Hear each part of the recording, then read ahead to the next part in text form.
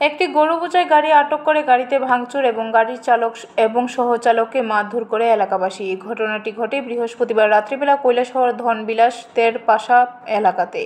শুক্রবার দুপুরে বেলা উক্ত বিষয় নিয়ে সংবাদ মাধ্যমকে কৈলাসহর থানার ওসি সুকান্ত সেন চৌধুরী জানান যে বৃহস্পতিবার একটি গাড়ি 5টি গরু নিয়ে ফটিকরায়ের দিক থেকে কৈলাসহরের উদ্দেশ্যে আসছিল। ধনবিলাস তেরপাশা এলাকায় আসার পর গাড়িটিকে স্থানীয়রা আটক করে এবং গাড়িতে ভাঙচুর চালায়। পাশাপাশি গাড়িতে থাকা গাড়ির চালক এবং সহচালক যথাক্রমে নির্মল পাল এবং দিলওয়ার হোসেনকে মারধর করে এলাকাবাসী, যার ফলে ওরা আহত হয়। বর্তমানে ওরা কৈলাসহর ঊনকোটি জেলা হাসপাতালে চিকিৎসাধীন।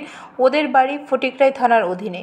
ধনবিলাস তেরাবাসা এলাকা থেকে আমাদের কাছে একটা ইনফরমেশন আসে, ওইখানে এরা গাড়িতে করে গরু আনার সময় এলাকার লোক গাড়িটাকে ডিটেইন করেছে।